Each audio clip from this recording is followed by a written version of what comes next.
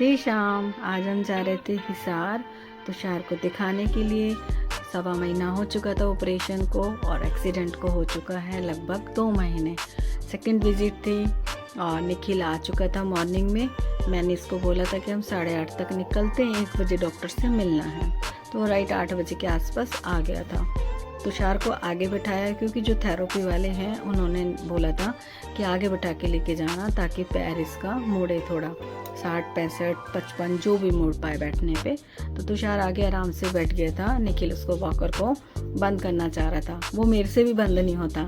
तो निखिल ने उसको बताया तो उसने आगे के एक स्विच था वो दबाया, दबा के उसको सेट करके रख दिया और हम लोग निकल गए घर की साइड से राधा रानी का नाम लेकर। ये हमारा CRPF वाला रोड है और हम लोग वहाँ से निकल चुके थे। मौसम काफ़ी अच्छा था मॉर्निंग में, रात भर बरसात हो चुकी थी और मुझे अलार्म नहीं सुनाई दिया था सुबह।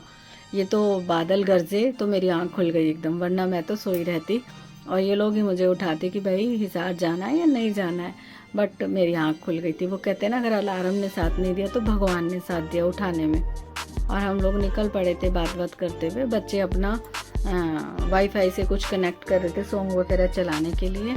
मन विचलित था कि अभी डॉक्टर क्या कहेगा, कैसे कहेगा, पैर उसका कैसे मोड़ेंगे कैसे नहीं मोड़ेंगे। बहुत उसको पेन था, बट फिर भी हम लोग पॉजिटिव सोचते हुए आगे बढ़ रहे थे। और मैं ये सोच रही थी कि एक छोटी सी चोट ने कितना बड़ा रूप ले लिया कि जो देखते ही देखते 2 महीने निकल गए बच्चे के। और कष्ट पूछो मत, हर बार तकलीफ एक्सरसाइज में, और इसका वेट भी कम हो गया।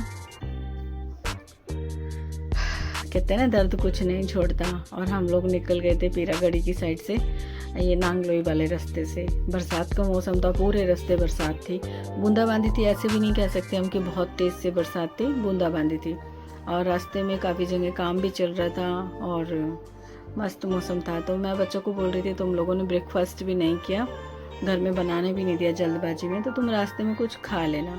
तो फिर एकदम मेरे को याद आया कि रास्ते में अगर हम बहादुरगढ़ साइड से निकलते हैं रोहतक होते हुए, तो बहादुरगढ़ में मसूर पकोड़े मिलते हैं। तो मैंने कहा चलो तुषार आ जाओ, पकोड़े का ब्रेकफास्ट कर लेना। और निखिल भी मॉर्निंग में उठ के आ गया था, उसने भी कुछ नहीं खाया था। तो हम सब लोग ने विचार बनाया बहादुरगढ़ के पकोड़े खाने का। और बात करते करते सफ़र तय करते जा रहे थे। सफ़र काफ़ी लंबा था और हम लोग 2 मिनट के लिए उतरे थे वॉशरूम वगैरह जाने को। उसके बाद हम लोग आगे का प्लान कर रहे थे। तो तुषार मुझे देख के हंस रहा था। तुषार बोल रहा था, मम्मी मैं गाड़ी कब चलाऊंगा। मैं कहा जल्दी चलाएगा तो गाड़ी।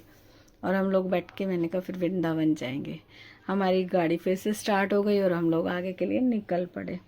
तो मैंने देखा ना जैसे ही रोहतक का, मैंने कहा ये ले भाई, अब तो रोहतक आने वाला है, अब तो बहादुरगढ़ आएगा ही नहीं। तो बोले नहीं आएगा बहादुरगढ़ आएगा, ये कट होते हैं जो पता नहीं चलता।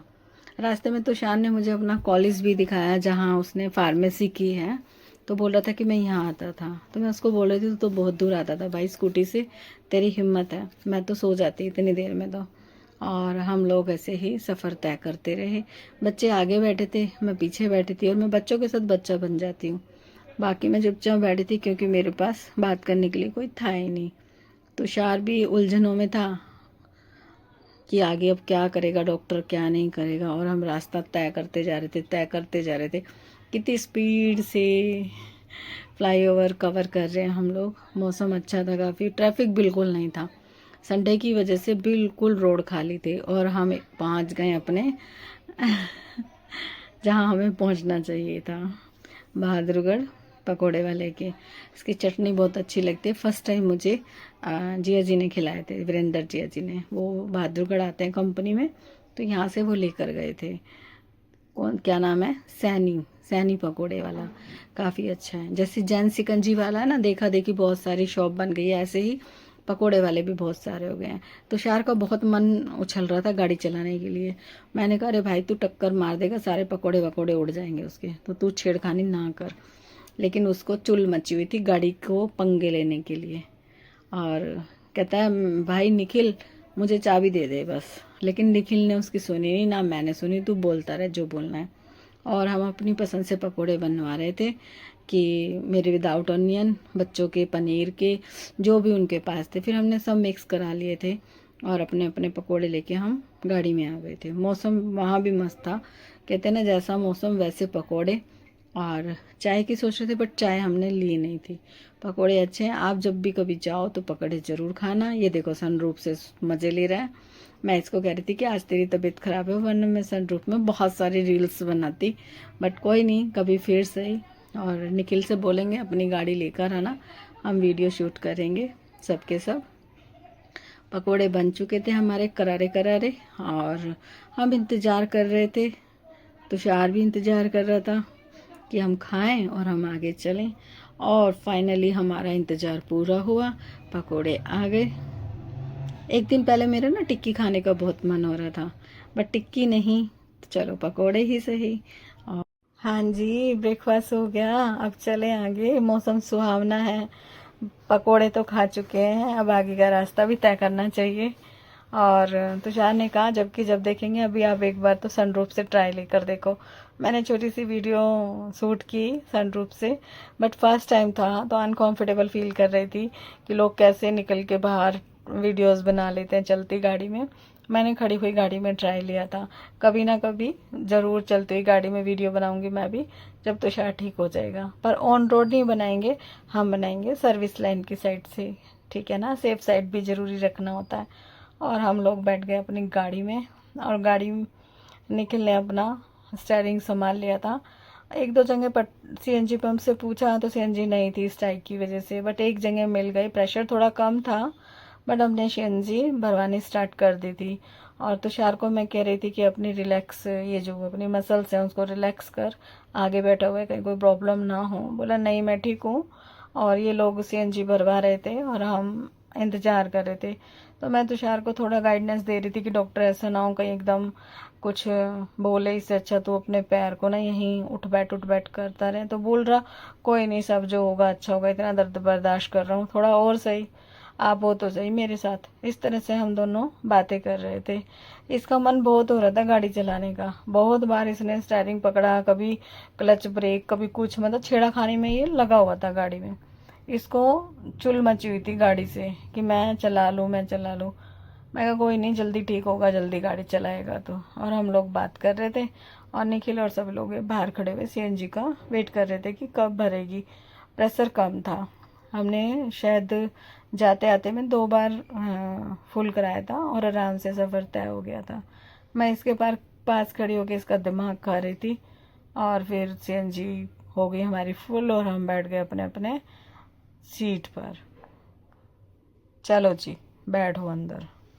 निखिल ने अपना स्टीयरिंग संभाल लिया था और हम लोग बैठ गए, और वापस से हमारा सफ़र स्टार्ट हो गया। सफ़र काफ़ी लंबा पड़ जाता है, 3 साढ़े 3 4 घंटे का रास्ता पड़ जाता है अगर ट्रैफिक ना हो तो। संडे की वजह से हमें कोई ट्रैफिक नहीं मिला था, और हम आराम से रास्ता कवर करते जा रहे थे। काफ़ी अच्छी ग्रीनरी थी, और हम पहुंच गए हॉस्पिटल। जिस हॉस्पिटल में ऑपरेट किया था उसी हॉस्पिटल में उन्होंने हमें फिर से बुलाया था।